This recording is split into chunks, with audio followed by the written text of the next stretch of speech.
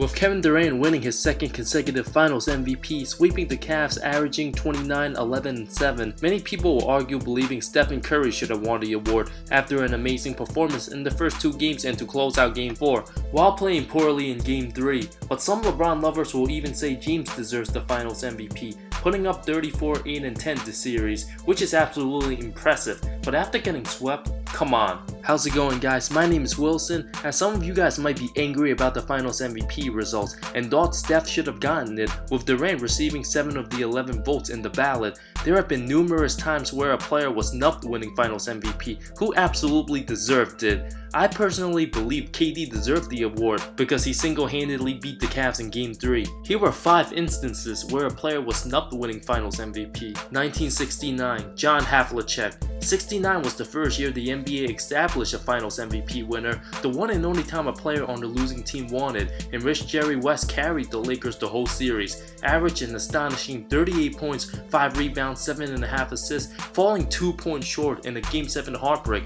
that still haunts West to this very day. The 28-year-old Havlicek at the time was the best player on the Celtics, where he played every single minute of that series, putting up over 28 points, 11 boards, and 4.5 assists. Yes, West was clearly the best player in that series, especially his amazing 42-point, 13 rebound, and 12 assist performance, but the Lakers were the heavy favorite to win that series. With Boston considered old and slow, going 48 and 34 in the regular season, the Celtics would have no chance in winning that series if it wasn't for Havlicek, who stepped up big time when his team needed him most. 1976, Dave Cowens. During the 1970s, no one in Boston played harder and better than the undersized Hall of Fame center, while leading Boston to 2 titles in 74 and 76. The 6'9" big man is one of the most forgotten greats in NBA history, who was all about winning and sacrificing for his teammates, didn't care about the numbers, used his athleticism and high basketball IQ to win games. Although teammate JoJo White won Finals MVP,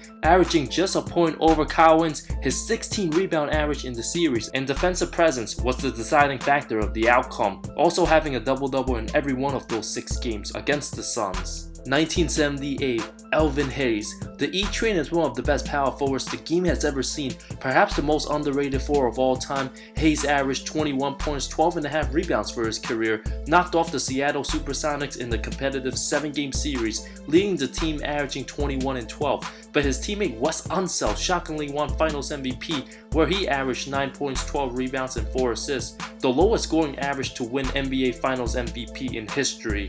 Wait a minute, 9 points? How was that even possible? When everything was on the line, Hayes didn't have his best performance in Game 7, only finished with 12 and 8 in 30 minutes, fouling out early in the 4th quarter, where Unseld played his best game of the series for Washington, putting up 15, 9, and 6. Matter of fact, Unseld wasn't even the 6th leading scorer on his team. His rebounding was vital, yes, but even Mitch Kupchak averaged more points than West. In Games 2 and 3 of that series, Unseld scored 2 points apiece and only had 6 in Game 6. That tells you how much Hayes was clearly robbed of the Finals MVP, only because he wasn't on the floor in the closing minutes in the decided Game 7, but to justify Unseld winning the award over Hayes? Absolutely not. To this day, we can all agree that Wes Unseld is the least deserving Finals MVP in NBA history. 1980, Kareem Abdul-Jabbar. We all remember Magic's epic 42-point, 15 rebounds, 7 assists Game 6 performance, dominating the Sixers and clinching the series in dramatic fashion. What most of you don't know was how dominant Jabbar was.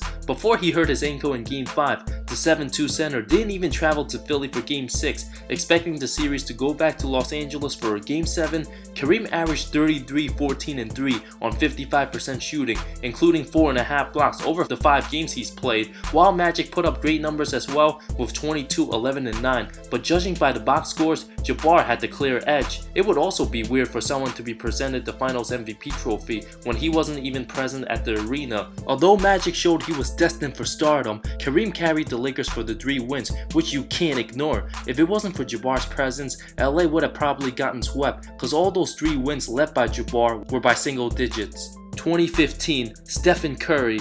Many of us are still shocked Andre Iguodala won Finals MVP over Steph after beating the short-handed Cavs in 6. The easiest reason for Iggy winning Most Valuable Player was holding LeBron to 36, 13, and 9 and was excellent on both sides of the floor. Iggy averaged over 16 points, 6 rebounds, 4 assists on 52% shooting, but it wasn't like Curry had an awful overall series. Steph was the regular season MVP, had a decent finals, putting up 26, 5, and 6, averaged more points in those finals than he did in the regular season. Curry showed up when it mattered most, where in Game 5, Steph had a 37-point outburst and destroyed the Cavs' hopes, winning that game by 13. Even though Iguodala was a huge part of the Warriors' success, Steph was way more important and valuable, while his teammates weren't on their A game that whole series. Klay Thompson just averaged under 16 points on 41% shooting, Harrison Barnes under 9 points on 37% shooting, and Draymond 13 points on 38% from the field. The results ended with Iggy receiving 7 of the 11 tallies from the 11-member panel, with James awarded the remaining 4.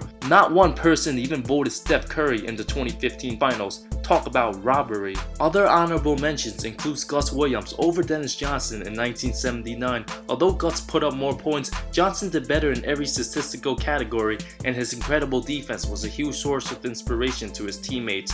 Of course, in 1981, where Cedric Maxwell won it over Larry Bird, with Maxwell picking up Bird's struggles after Larry fell on a slump, having a 28-point 15-rebound effort in Game 5. Maxwell was relentless on the glass, battling with Moses Malone. Bird had an awful 8 points on 3 of 11 shooting in back-to-back games in 3 and 4 in Houston. And in 2005, where people believed Manu Ginobili should have won it over Tim Duncan, but Duncan's defense was second to none as he stepped up big time in the second half of Game 7, where everybody on the Spurs followed his lead. Once again, the 5 times a player was snubbed in winning Finals MVP: 1969 John Havlicek, 76 Dave Cowens, 78 Elvin Hayes, 80 Kareem AbdulJabbar, and 2015 Stephen Curry. Thank you so much for watching this video. What other players did you think were snubbed in winning Finals MVP? Let me know in the comments below. I talk NBA comparisons, amazing storylines, NBA history, make bold predictions, and anything basketball that will interest you. If you love the NBA, subscribe to my channel. See you next time.